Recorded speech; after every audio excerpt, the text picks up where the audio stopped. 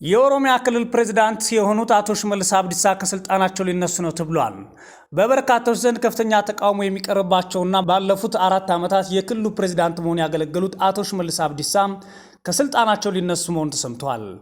በቅርብ ጊዜያት እንኳን በተለያዩ ሰዎች አቶ ሽመልስ አብዲሳ ስልጣን የማይለቁት ወይም ደግሞ የማይነሱት ለምንድነው የሚል ጥያቄ ይቀርባቸው ነበር።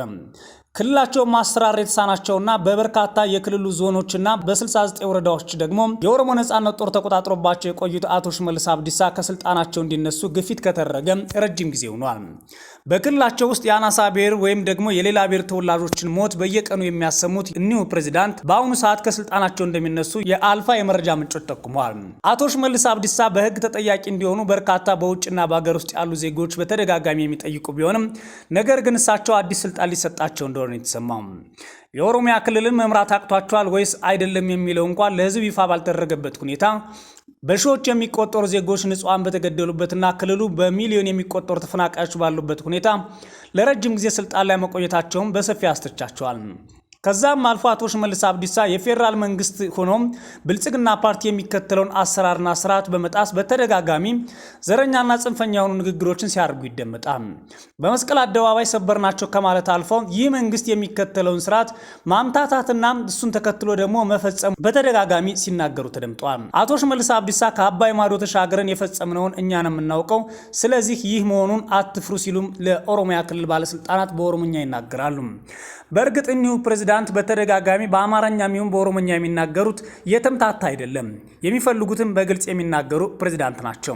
ከዚህ በፊትም ባለፈው ጊዜ ስልጣን ፈልጋችሁ ስልጣን ይዛችሁ ከዚህም አልፎ ደግሞ በተለያዩ የኢኮኖሚ ዘርፍ ሆናችሁ ሌሎች ቢጮህባችሁና ቢያለቅሱባችሁ ሶፍት ከማቀበል ውጪ ለምን ተሳቀቃላችሁ እስከማለት ተናግረው ነበር። ታዲያ አቶ ሽመልስ አብዲሳ በፌደራል መንግስቱ ስልጣን ተዘጋጅቶላቸዋል ተብሏል። የተዘጋጀላቸው ስልጣን የሚኒስትርነት ሲሆን ምናልባትም የግብርና ሚኒስቴር ሊደረጉ እንደታሰበ ነው የተሰማው።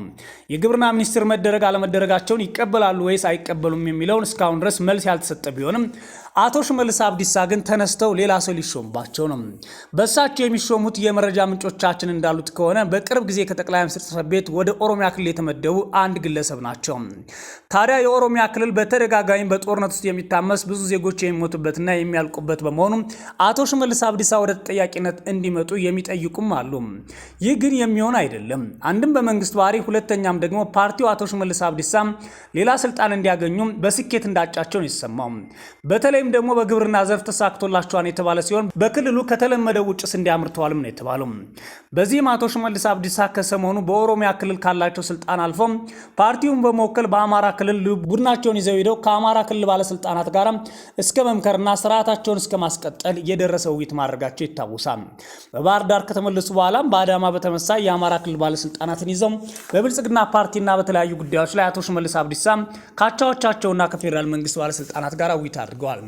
ነገር ግን አሁን ከኦሮሚያ ክልል ፕሬዝዳንትነት የሚነሱበት ጊዜ ደርሷል ነው የተባለው።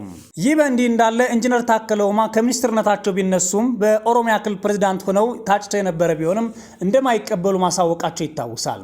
ነገር ግን የአልፋ የመረጃ ምንጮች እንደሚያመለክቱት ከሆነ ኢንጂነር ታከለ ኡማ ለትምህርት ውጭ ሀገር እንደሚሄዱ ተሰምቷል። ኢንጂነር ታከለ ኡማ በአጭር ጊዜ ውስጥ በኢትዮጵያ መንግስት ውስጥ 2 ትልልቅ ስልጣኖችን ያገኙ ሲሆን በአዲስ አበባ ከተማ ከንቲባ እንዲሁም ደግሞ በትልቁ የኢትዮጵያ ኢኮኖሚ ዘርፍ የማዕድን ሚኒስትር ሆነው አገልግለዋል። በተለይም በአዲስ አበባ ከተማ አስተዳደር ውስጥ ከንቲባ ሆነው ባገለገሉበት ጊዜ ህገወጥ አሰራርን የሚያበረታቱ አርቲስቶችን፣ አክቲቪስቶችና ጋዜጠኞችን የካቢኔያቸው አባል እስኪመስሉ ድረስ አብረው ለውሳኔ የሚያስቀምጡ አልፎም ተርፎም ብዙ ሂደቶችን በሙሉ ህዝባዊ የማድረግ ዓላማ የነበራቸው ናቸው። ኢንጂነር ታከለ ኡማ እንዲያውም በዚህ የህዝብ አያያዛቸውና እነዚህን ደጋፊዎችን በማፍራት በኩል ጠቅላይ ሚኒስትር የመሆን ዓላማ አላቸው፣ ለዛ ነው ተብለው ሲታሙም ነበር። ከዛም አልፎ በሺዎች የሚቆጠሩ ኮንዶሚኒየም ቤቶችን በህገወጥ መንገድ በመስጠት ይታወቃሉ። ለምሳሌ ኢንጂነር ታከለ ኡማ ከከንቲባነት ተነስተው ወይዘሮ አዳነች አቤቤ ወደ ከንቲባነት ሲመጡ 21,000 ኮንዶሚኒየሞችን በህገወጥ መንገድ ተሰጥተው የነበሩትን ማስመለሳቸው ይታወቃል። ይህ ታዲያ በኢንጂነር ታከለ ኡማ የተሰጠ መሆኑ የሚታወስ ነው። በእጅጉኑ በህገወጥ አሰራር የሚታወቁትና ፖለቲካ ምንም አይገባቸውም ተብሎ የሚነገሩት ነገር ግን ለሴራና አባብሎ ለመጫወት ደግሞ ቅርብ ናቸው የሚባሉት ኢንጂነር ታከለ ኡማ ታዲያ በኢትዮጵያ በቀጣይነት በሚኒስትር የሚሆን በሌላ ኃላፊነት የማይታዩ ሲሆን ለትምህርት ወደ ውጭ ሀገር ሊሄዱ እንደተዘጋጁ የአልፋ